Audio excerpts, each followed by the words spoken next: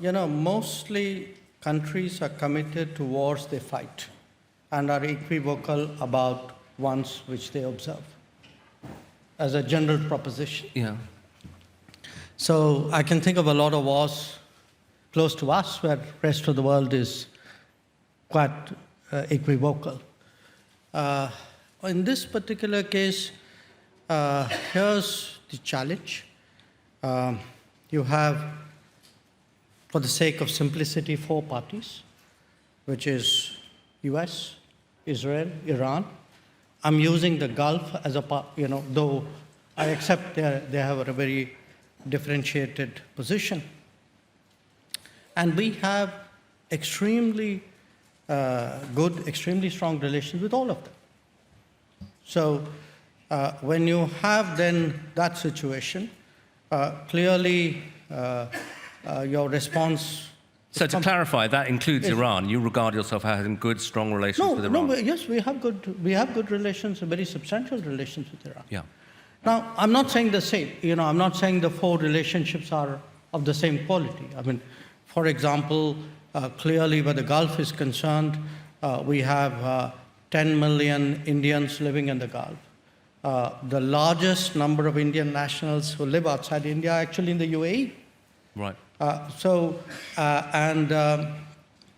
The Gulf countries are our primary energy suppliers. Many of them would be among our top 10 trading partners.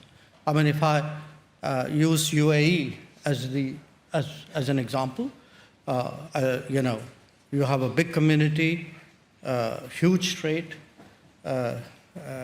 significant energy relationship, and in fact, much more than that, close defense and security relationship as well. So the challenge is in a quadrilateral situation where you have equities, arguably of a different order in each account. How do you manage them while addressing this conflict? Yeah. And they are, And are you feeling the domestic consequences of the war already? Because I think India's been unusually vocal in saying, look, the rising energy prices are driving people into poverty. Yes, because, when you are a low income or a low middle income country, then as indeed happened after the Ukraine war as well, an increase in energy prices hits a low-income country much more than it does a middle-income or a high-income country. And are you just stuck in the role of kind of frustrated observer, or is there much you can do to try to help?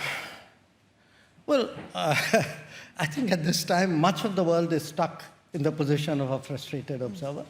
But a lot of countries are trying to do what they can in this situation. Yeah. So it's not for want of trying. I mean, I'm talking about us alone, but I think, certainly there are not that many countries who would have relations, decent relations with all the parties involved. So clearly, we've sort of reasoned with the countries. We've been in touch with them.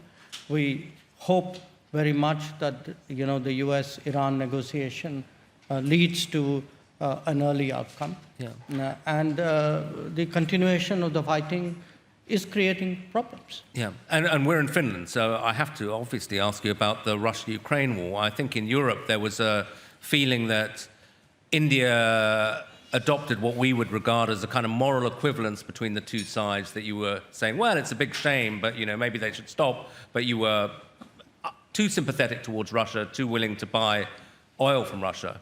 So how would you explain that position to the people here? Well, I'd make 2 observations. I buy oil.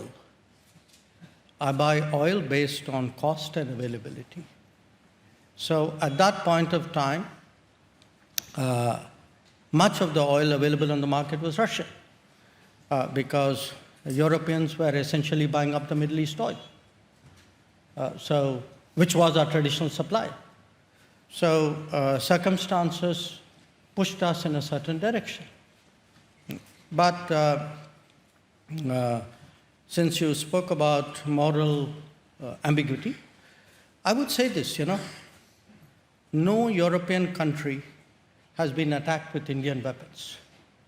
I wish I could say that for European weapons vis-a-vis India. So keep that in mind. Be more explicit so that people understand what you're saying. Europeans sell weapons which are used to attack India. Not now, for many, many years. We Indians have never done anything to endanger Europe. So I think that's a reasonable point. Okay.